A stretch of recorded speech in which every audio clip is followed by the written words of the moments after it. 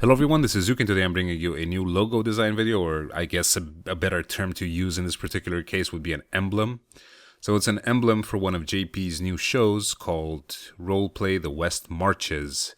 As you know, I've already done a ton of work for JP. I basically made all of his logos and artwork for his shows. And I've been working on a couple of these for the past few weeks, as he's going to have some new shit coming out in 2015. I don't want to spoil his joy because he's probably going to talk about it at length.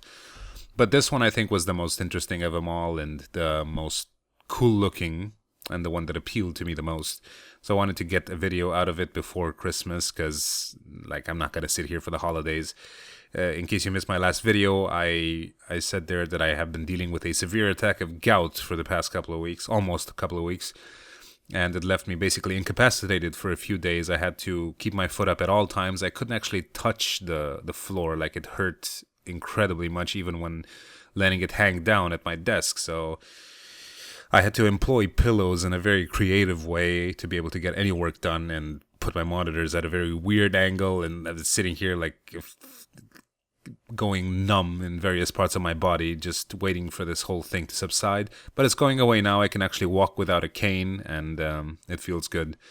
But I have been getting as much work done as I can, since this is a very busy season and there's a lot of stuff to be done still till the end of the year.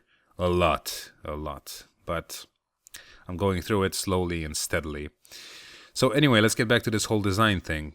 JP told me about this idea that he had for the show, in which the action is basically happening in, from what I understand, in one town in a desolate world, and it's a mixture of fantasy, reality, with magic elements in it, and quite a bit of morbidity and creepiness. So I am very much into that whole thing, as you might know by now from the 400 videos that I've made on this channel, which have mostly been monsters and creepy, morbid-looking creatures.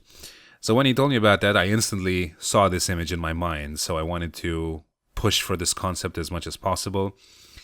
For me, it just set the perfect atmosphere, and he liked it. So he took it as it was, only a couple of small modifications, which are insignificant, and we were all happy with it. So I guess I was right in going for this idea.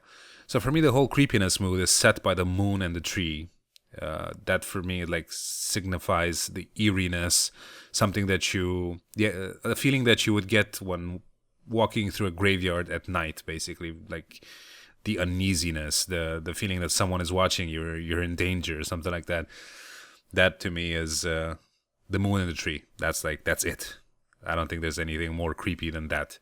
So I bought this image of a moon from Photodune. I could have painted it, but I wanted it to be really realistic looking, so I didn't waste any time on that. I just paid the $5 it cost for a moon image, high resolution, royalty free, so no copyright shit going on there, and I drew the rest of it.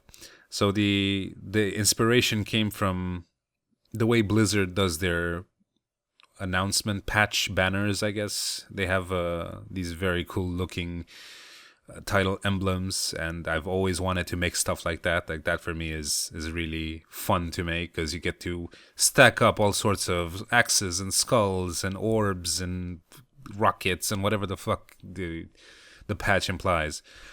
So unfortunately, the way they make them is in ZBrush or 3D software, and then they paint the 3D models by hand. But since I am completely shit at ZBrush, I did not venture into that realm and decided to do everything by hand. It just came easier to me. But considering my awkwardness with colors, I think I did an okay job on this one, on coming up with like how the light bounces and how the stuff gets lit up by the orbs that you see there on the sides. That to me was like the whole magic element, the fiery orbs.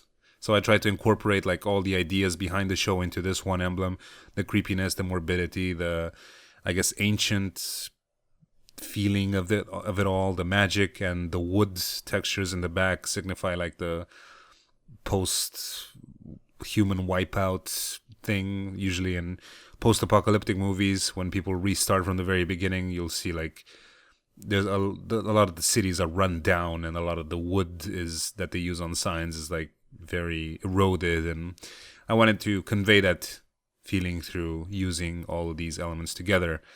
And there was a little bit of back and forth with JP about the fonts and how creepy it is. And at some point, I actually added a guy hanging from the tree just to make it extra morbid. But he said it was a bit too lynchy. And I agree. Guy hanging from a tree will make you think of certain things in American culture.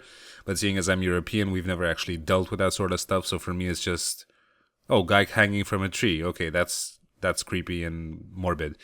But for Americans, it probably leads to some shit that was going down in the 50s and 60s. So I did remove that part.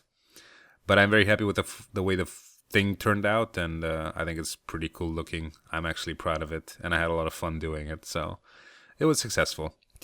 So yeah, I'm probably going to end it here.